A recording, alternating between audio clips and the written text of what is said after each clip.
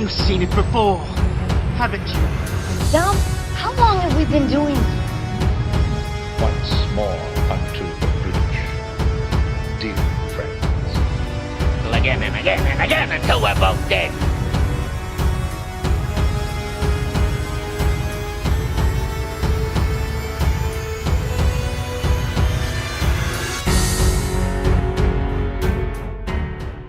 Hello and welcome to You've Seen It Before, movie reviews with connections in mind. Fantastic Beasts and Where to Find Them is hitting theaters. It is the sequel to 2016's Fantastic Beasts and Where to Find Them, and is once again directed by David Yates, and once again stars Eddie Redmayne as Newt Scamander, Johnny Depp as Grindelwald, and also features Jude Law as Albus Dumbledore. And this film follows up approximately 3 months after the events of the first film. We see Grindelwald escaping custody from the American Ministry of Magic after the events of the first film, and Dumbledore enlists Newt Scamander in order to take on Grindelwald, as well as find an Obscurial who we saw in the previous film who survived those events, and who was also being pursued by Grindelwald for the Grindelwald seeking this Obscurial to defeat Dumbledore, and Dumbledore enlists Scamander to find this Obscurial before Grindelwald can enlist him in his ranks and wreak untold havoc on Europe in the 1920s. Now, this video review will contain spoilers of The Crimes of Grindelwald, as well as certain other films. There will be a full list in the description below. And if you haven't seen The Crimes of Grindelwald yet, or any of the films that I listed below, and want to wait until you have, skip to this point in the video. I will be doing my spoiler-free review after my spoiler-filled analysis. And when you've watched The Crimes of Grindelwald, you can come on back and rewatch for my analysis, and you can see where all of my analysis is coming from. Or if you've seen anything that I've missed, you can come and comment below on that as well. But with these things in mind, though, let's begin. So while the previous film focused on Newt Scamander and his Fantastic Beasts, The Crimes of Grindelwald focuses more on establishing the relationship between Grindelwald and Dumbledore, and it also works to set up the ensuing conflict that will be coming up later, as was established in previous Harry Potter films, in the books as well, that Grindelwald and Dumbledore will eventually battle each other in 1945, and Grindelwald will be killed by Dumbledore, but this film is serving to establish their relationship prior to that.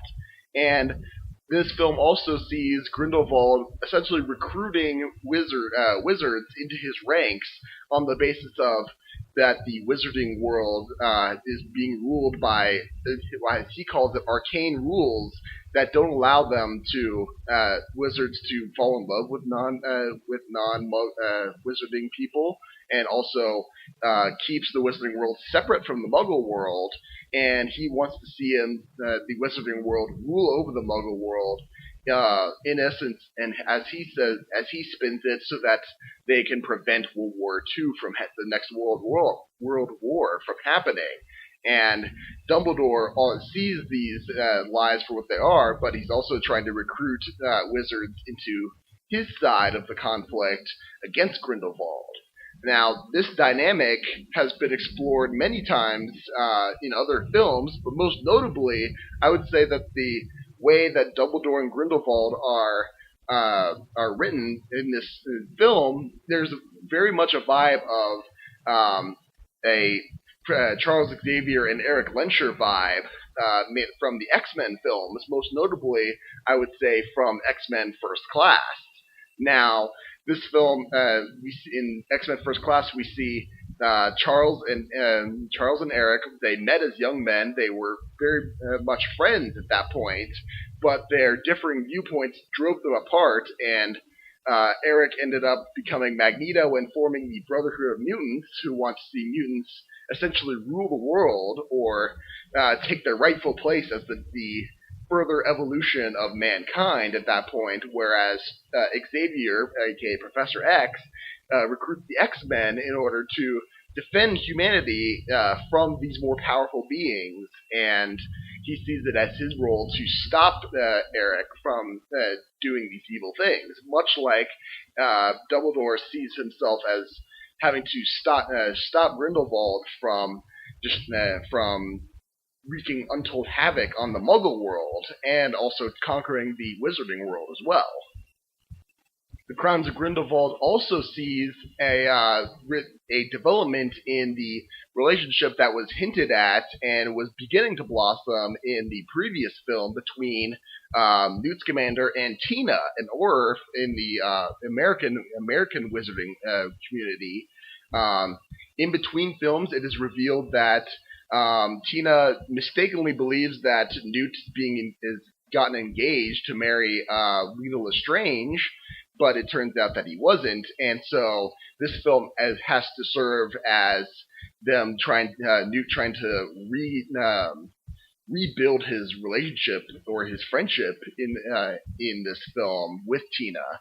And while not as extreme as others, I have to credit Channel Awesome and the Nostalgia Critic for pointing out this very big trend of sequel films that break up a couple in between films, and we essentially have to replay we have to reestablish their chemistry with each other as in the sequel film, and they have to essentially carry over the same ground that they covered in the previous film, as Channel Awesome established was the trend started, well, or at least personified in Ghostbusters 2 with the relationship between Venkman and Dana in that film, where the previous film left it off where they had gone through a bunch of adventures together, and they were going to go on to have a wonderful life together at the end of the first Ghostbusters, but by Ghostbusters 2, all that's happened, they've broken up, and then they have to work on their relationship and come back together again by film's end. While Crimes of Grindelwald doesn't exactly go that extreme, and we don't necessarily see them get into a loving relationship by the end of the film, we do see this trend of a pair of characters who was going to get together at the end of the first film. They broke up off screen, and then they have to cover that ground again or rebuild their relationship during the course of the second film. So we definitely see a connection there. Finally, one of the many plots of The Crimes of Grindelwald focuses on Credence and his quest to find his birth mother and his true lineage after the death of his adoptive mother, abusive mother, at the end of the first Fantastic Beasts film, and it is revealed through many false leads throughout this film that by the end of this film, Grindelwald reveals to Credence that he is in fact a relative of the Dumbledore family. His true last name is Dumbledore, and that's when the film ends. But there is potential questions of what his motives are, and this reveal kind of comes out of nowhere.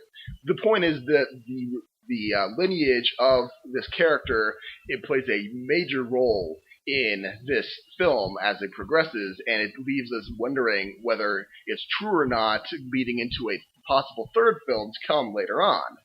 Now, many of you will remember the great debacle of Star Wars: The Last Jedi and the question over Rey's parentage when Kylo Ren reveals that Rey's parents were in fact nobodies after the event, and they sold her for drinking money in that point. But there was a lot of question over that as to whether or not Kylo Ren was perhaps lying to her, and that her parents do in fact have some meaning. The point is, we don't know for sure whether that was the case, but Rey's parentage was one of those main questions that she wanted to have answered over the course of the running time of The Last Jedi. And we don't have a necessarily satisfactory answer going into Episode 9. So we could see the comparison there. It's kind of a frustrating point in both of those films, but we definitely see the comparison at that point.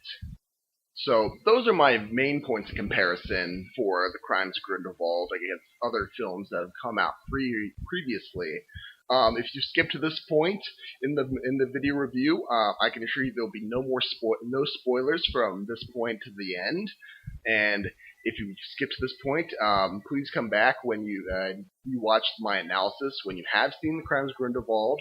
But that being said, the main question is, should you see The Crimes of Grindelwald in theaters? I would say wait for it to come out on VOD, because this film is muddled. It has so much plot going on.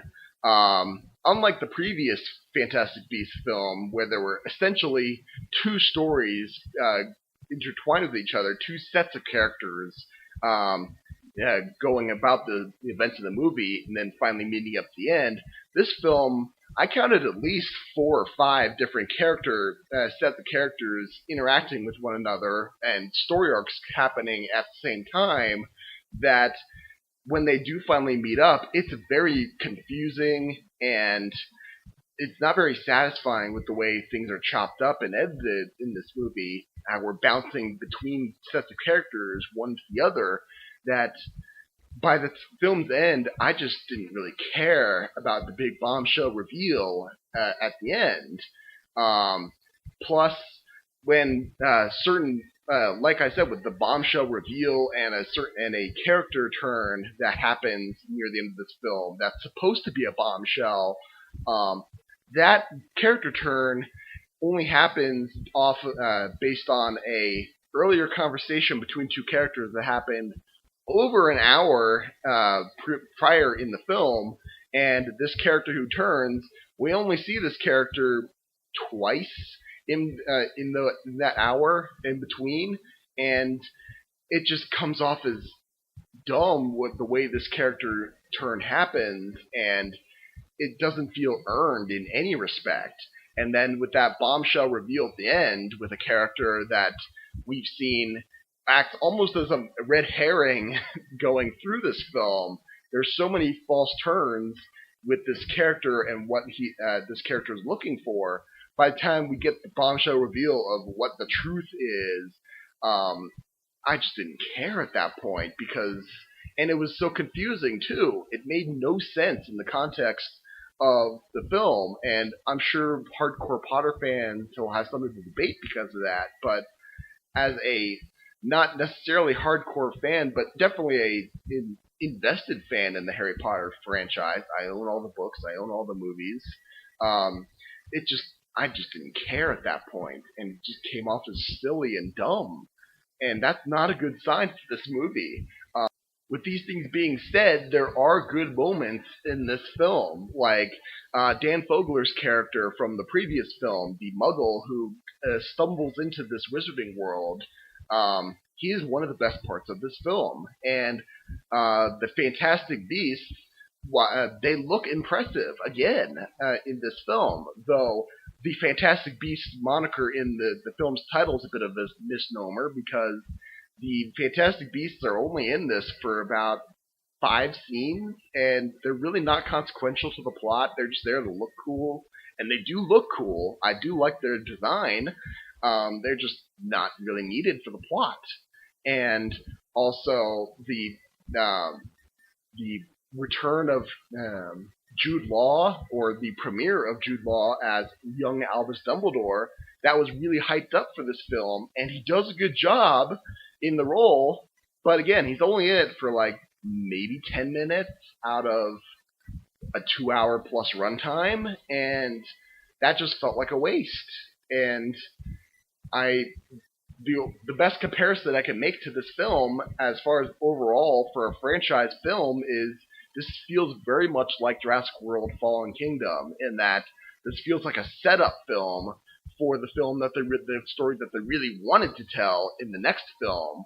but they had to get through all this story keeping going and get all their characters and players into positions in order to be in the right positions for the real story that they wanted to tell. But this is all filler material, essentially. It doesn't stand as a good standalone film, much like Jurassic World Fallen Kingdom, where they have to do so much character moving and so much plot convenience in order to get the situation that they want to do in the next film, but they just had to do all that stuff first, and it comes off as a lesser product. Much like feels like a lesser product. This does not feel like a fun film to be in, unlike the first Fantastic Beasts film. So that's why I say definitely see this for the story arcs, and there's definitely some Potter fan debate to be had with the character turns that happen.